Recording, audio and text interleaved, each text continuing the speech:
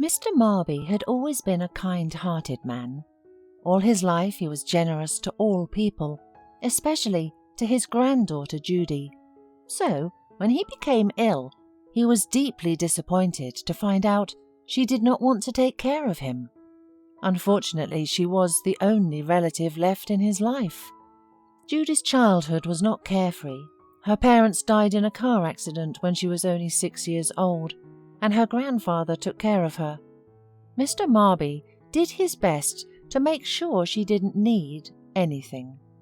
But as Judy grew into adulthood, she became increasingly withdrawn and taciturn. Her grandfather wanted her to consult a psychologist, but Judy was against it. When she turned 18, she left her grandfather's house. Mr. Marby often called her, trying to visit her, but Judy repeatedly ignored his calls or answered briefly. She did not want to admit to him how unhappy she was, and she pushed him away, just as he had pushed away everyone else in her life. Now Mr. Marby rarely saw her. Judy used to come only when she required money. The elderly man knew this was bad, but he kept telling himself that she was spending the money on good things, and so he kept giving it to her. He missed her so much, and in those brief moments when he saw her, he wanted to make sure that she was okay. Now Mr. Marby rarely saw her. Judy used to come only when she required money. The elderly man knew this was bad, but he kept telling himself that she was spending the money on good things, and so he kept giving it to her. He missed her so much, and in those brief moments when he saw her, he wanted to make sure she was okay. But one day, everything changed, and now Grandpa was needing Judy's help.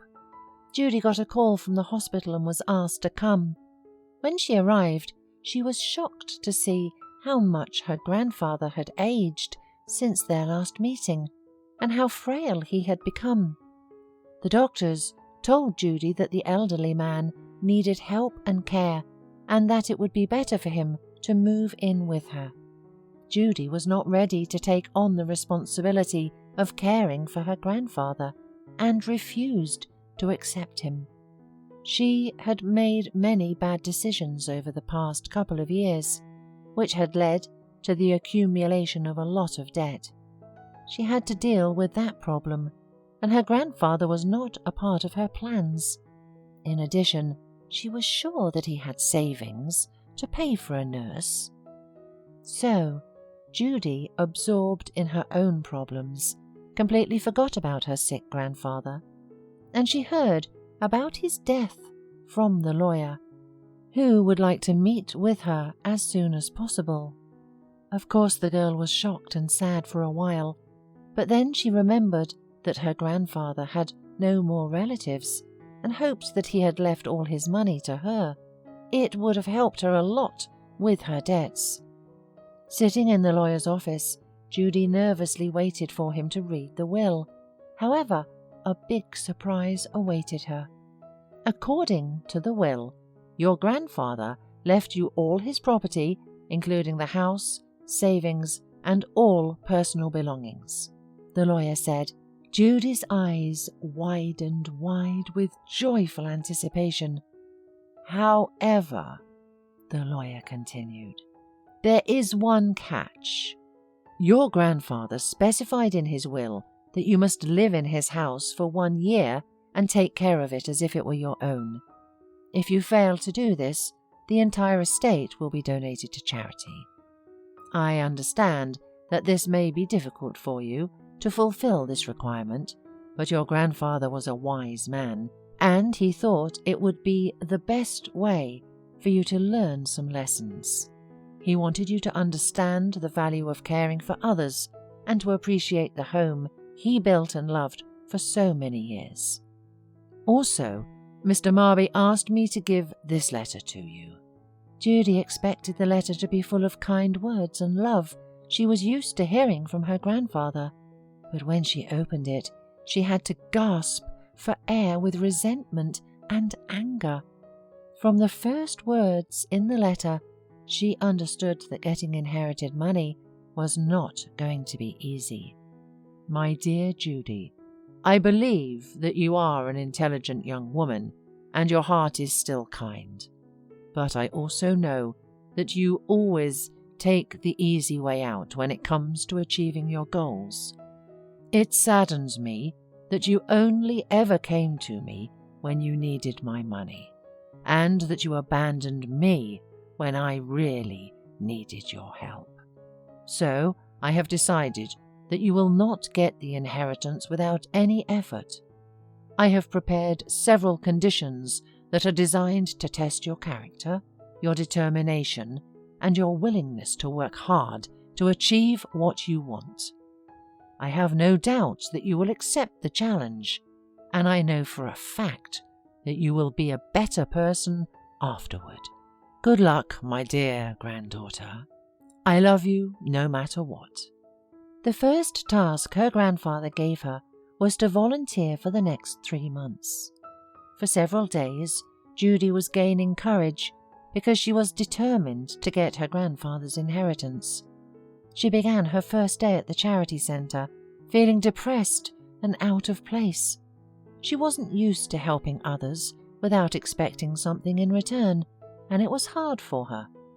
But as the days went by, she began to see the value of what she was doing. She sorted donations, cooked meals, and even helped with small repairs at the centre.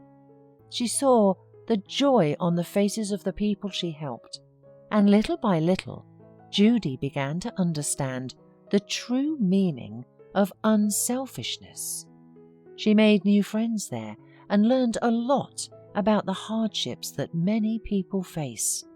It was a valuable experience, as she had never imagined it would be.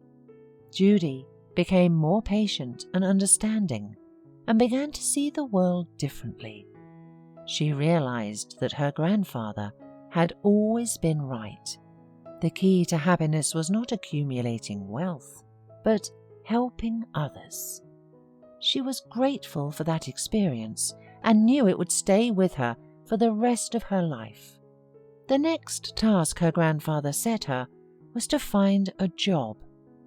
But she could only look for work in companies approved by her grandfather. He knew that these companies would be good for her personal growth.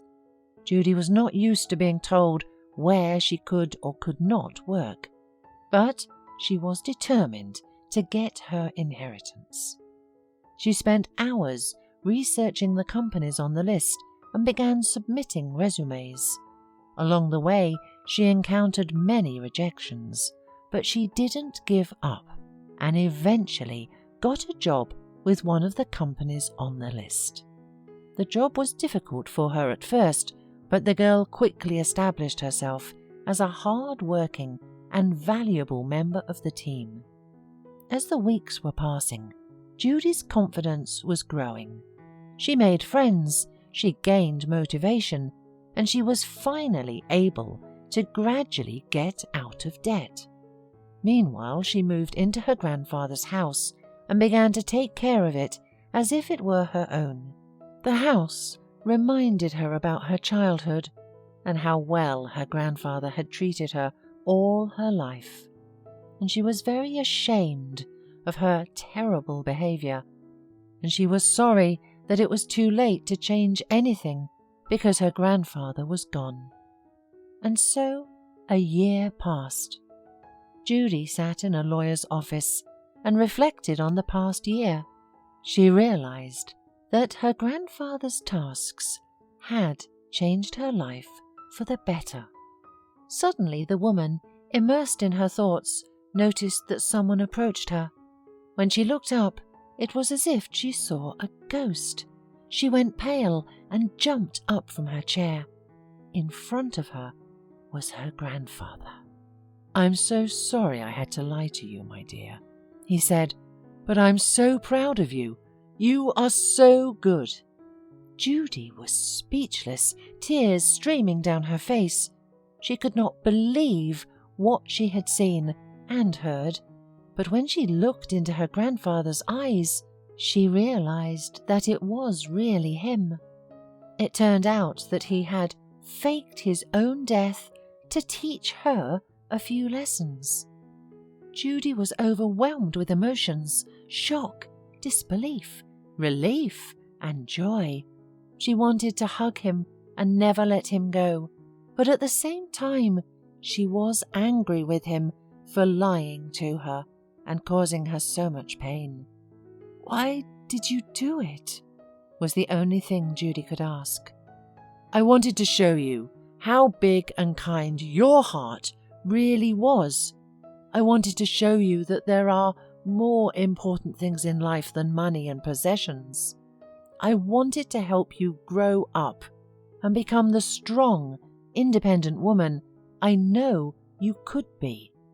And I'm so proud of how far you've come."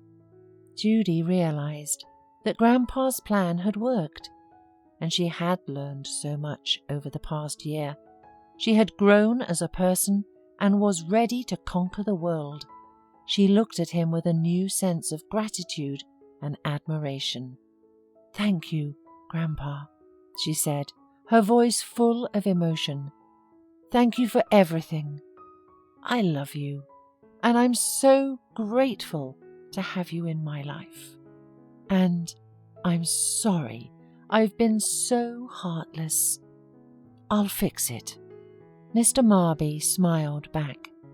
"I love you too, my dear, and I will always be with you, guiding and supporting you." As they walked out of the lawyer's office, Judy felt relieved and indescribably happy. She was ready to face the future with confidence and determination, and knew that she would always carry her grandfather's lessons with her. Judy was grateful for this journey and knew that it had made her a better person